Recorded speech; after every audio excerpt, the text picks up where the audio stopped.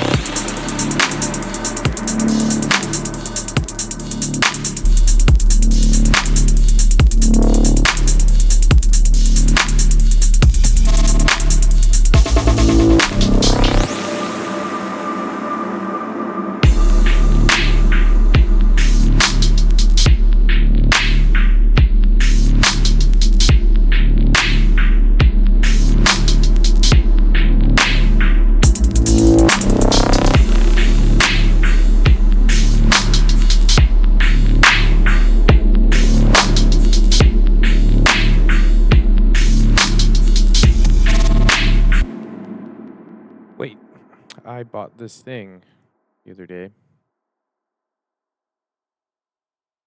Um, Man, what was it called?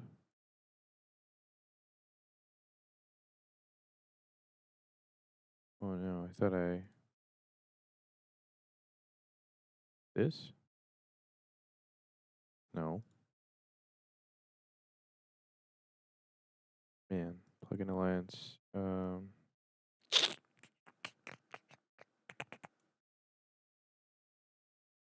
PQ. It's called PQ.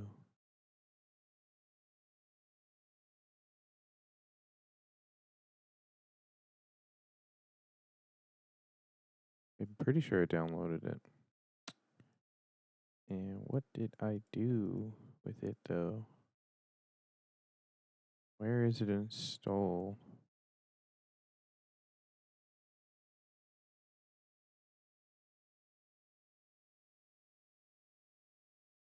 Ah, okay. So this looks complicated, but it's just left side, right side.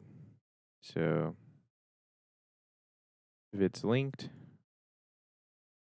it's left, right. I want it to just be linked. I haven't really used this before. So let me just do something crazy. So mid frequency.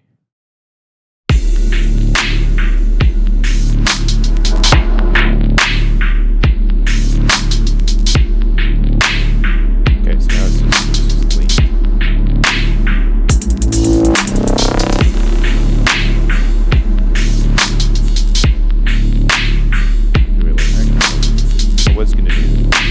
I was gonna do some mid. Well, it's gonna bump the middle frequencies just a little bit, like 2 dB.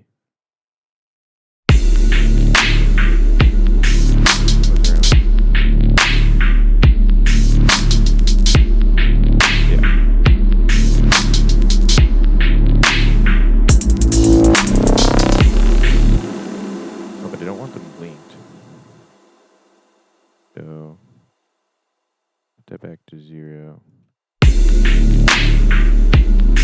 Sounds like that. Somewhere else.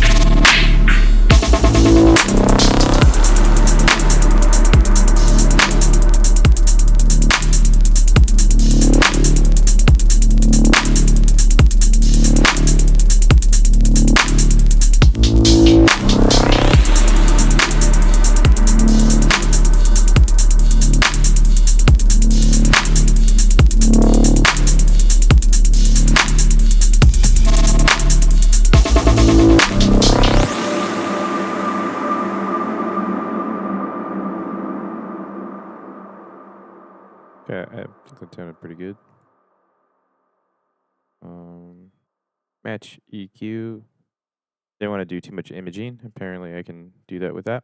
That sounds pretty nice, but I'd rather just do that with Imager. So I'll do match EQ before this one. And I believe I just have pink noise. Let's see what happens. Be the loudest part of your song, really.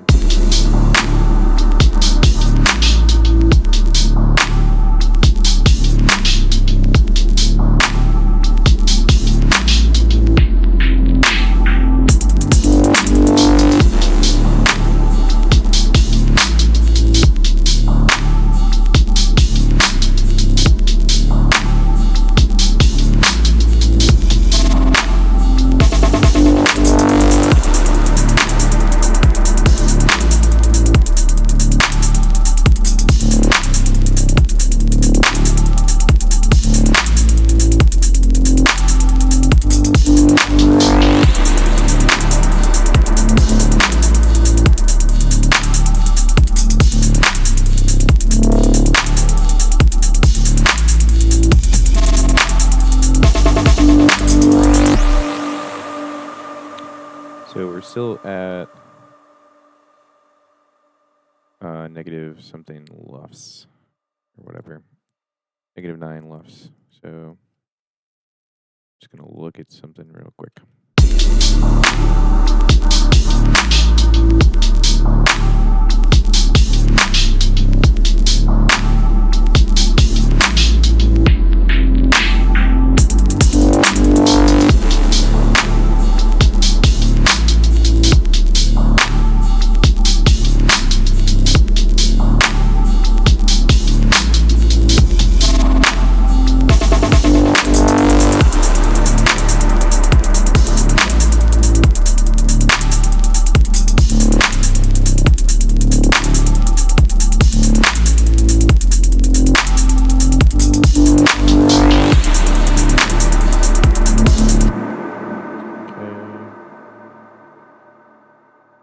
Then usually I'll come around with the multiband. I don't have a preset for this. I should just save mine really quick. So it's like 140, doing it 1K, and 5K. And let me save this. as default. Default. See what happens. Default, default, default. Okay. And I have to do a few things. Turn off adaptive release. Parallel, parallel, parallel. Okay. So we'll find peak, peak, peak is a base setting. Okay. So let's go into the low end. It's a lot. Don't want that much.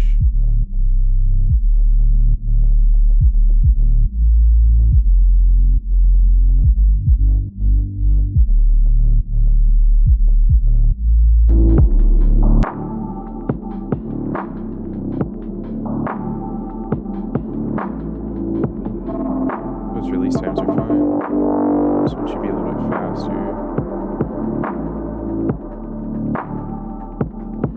This is like only catching the kick, which is also fine.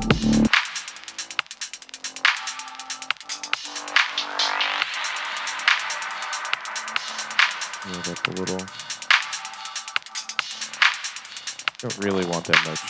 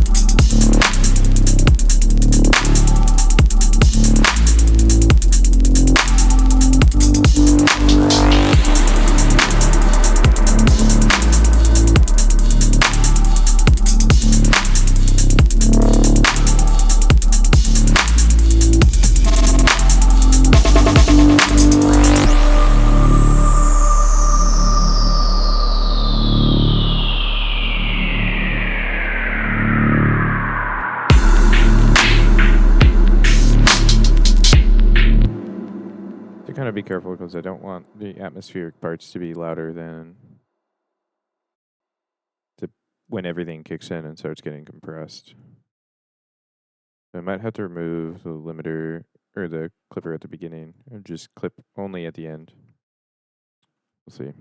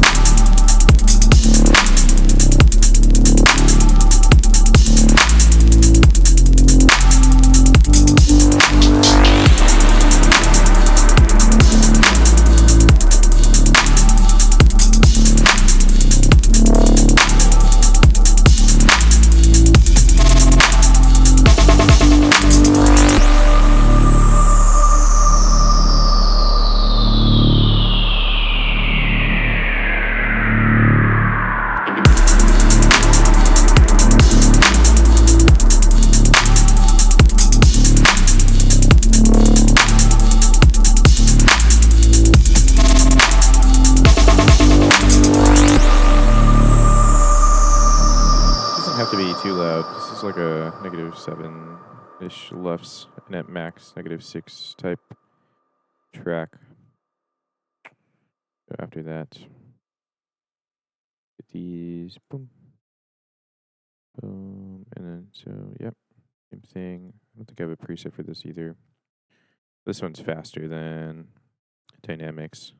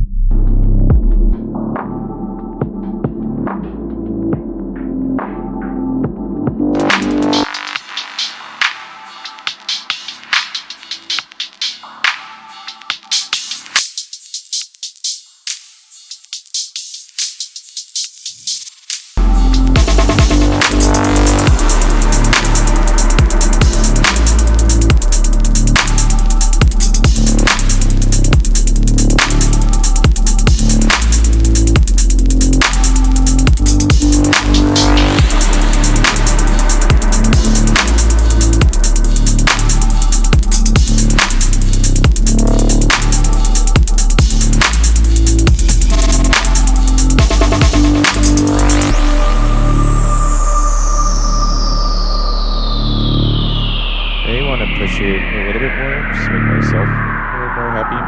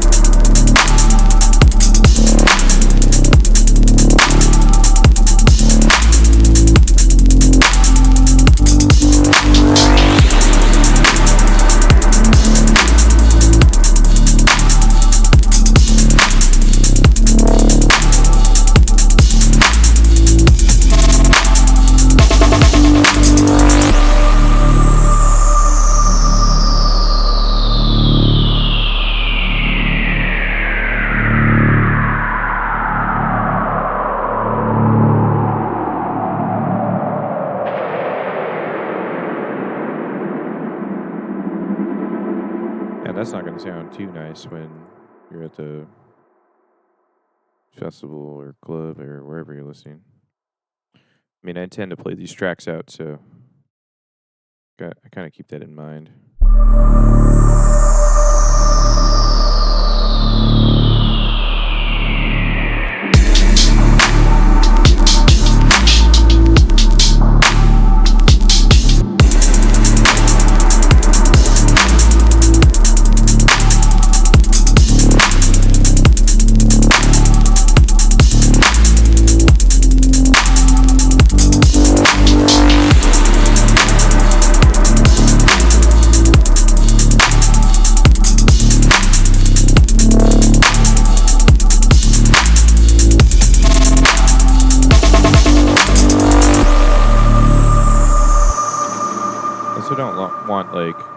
large swells in volume too much, but there might not be too much I can do about that.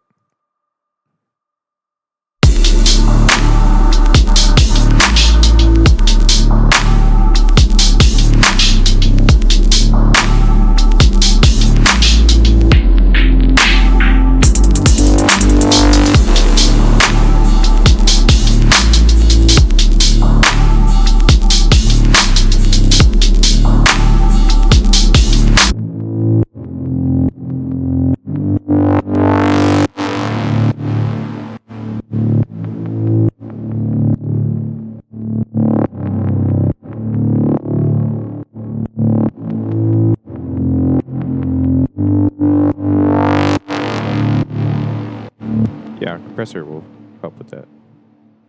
This is why I mix and master in the same session, because if I had to master everything, it would be so hard to just like pick out the thing that's like peaking super hard potentially, because it's just like it's cut off and then the cutoff is being raised, so it's just increasing the amplitude over time. So like, what's going to fix that? Maybe a compressor, but like if I do a band compress, then I also have to squish every other element in there. So it's like the mids of the kick, mids of the clap, and the mids of the synths in the background. So that's not cool. Um, so that's why I kind of just mix and master as I go. And yeah, I feel like that's the only thing I've said this entire video. That's like actually information. But hey, whatever.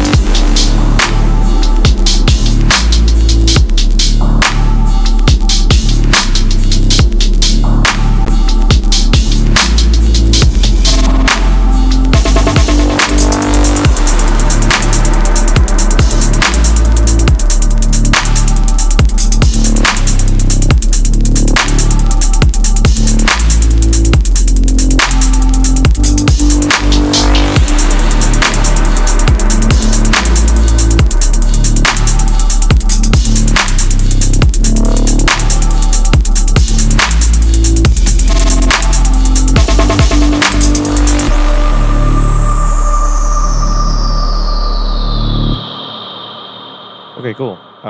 The problem with general things is that, yeah, this is probably like my normal mastering approach. Yeah, this is probably what I do for the most part. But what's going to happen is I'm going to go listen to this track on like a million different things, like my car, my studio monitors, my phone, my laptop, and then I'll make a bunch of changes from there if I feel like it's necessary. Normally, for some reason, my final decision comes from the car. I don't know why. Um, oh yeah, and I'll listen to it in record box too. I feel like that's an important one. That one's up there with the car. Um, I mean, honestly, all of them are important now that I think about it. If it sounds bad on any one of them, I think I'll be unhappy, even if it sounds good on something else. But then I'll come back. I'll probably like, I'll see what the problem is, and if I fix it on that one device and then it still sounds good on the other, then I'm happy. But yeah, So let's just like quickly review. Um, to start with glue compression, I just like try and glue everything together. This is a nice one. SSL G-Bus compressor. I don't know why I picked this. I think I got it a long time ago, thinking it was gonna make all my mixes sound better. And to be honest, it has. I think so. I use it all the time. This is new, but I like the way it sounded overall. I thought it sounded really nice, and it was like $10 or something. It was a deal from Plug-in Alliance. Um, but I know about this from like knowing what the real one is, like the physical piece of hardware. Same thing with the SSL one. Um, then I like the pink noise. Like if I want it to be a little bit flatter, I'll leave the low cut. So sometimes if things distort, let's see.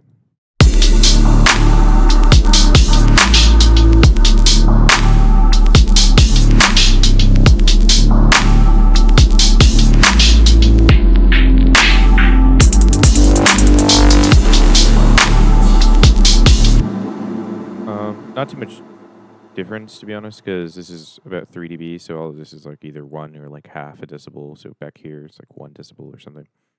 But for me that's kind of important. Um, just to kind of match pink noise. This gives like a nice flat response. And if I'm really close, then that's a good thing. But most of the time I'm missing a little bit up here beyond 14K regardless. I'm not sure why that is. I could just be losing my hearing. And then with the mid-side EQ, so I got linear phase on. It's on medium. It should be on super high probably. But medium doesn't. I don't hear any ringing when I do low cuts. I'm not sure about the other ones. So just leave it as is for the most part. Someone always says that like if you cut the lows out, it introduces pre-ringing. I don't know who that someone was, but I've never had an issue. Um, and never heard any resonance in the low end, so I think it's okay. If I turned it off and on, like, would it really make much difference? I'm not certain, but this is like a default setting on my other mastering rack, or like this is a default setting on my mastering rack. I just did this all from memory, kind of. Not sure about this. This is probably the most creative decision I've made in this process.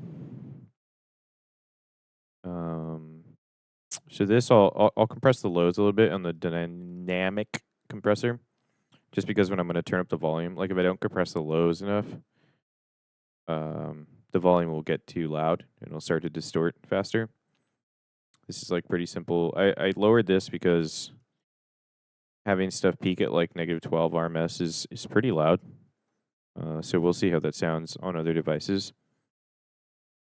On my headphones, it sounds okay, but like on studio monitors, it might not sound great when stuff around like 100 hertz to 1,000 hertz starts to like um, starts to get too much in RMS volume. Like anything above 18, that's not like transient. Like so, like snares are fine, but if it's like chords, pads, synths, starts to get kind of sketchy in that area. And then I usually leave my highs or my mid highs and then high highs pretty loose. And then once I do that, I use the imager, kind of sparkle things up. I'm usually not too dramatic. This is about as 30 is as high as I normally want to take it. 30 amount in the amount here. I will turn stereo eyes on. I believe this is just like delaying one channel. It's like a Doppler effect or something. I could be wrong. But if I don't notice, I'll still turn it on. I don't know why. It's just habit, really. And then I took off the ceiling here because I don't think I needed it. Like, gain staging is weird. So if it, yeah. So like the reason I knew that I wouldn't need it is because I was running volume into the clipper to begin with, and it was sounding okay. Like I was hitting -6 without any of this, but I just know it's not going to sound.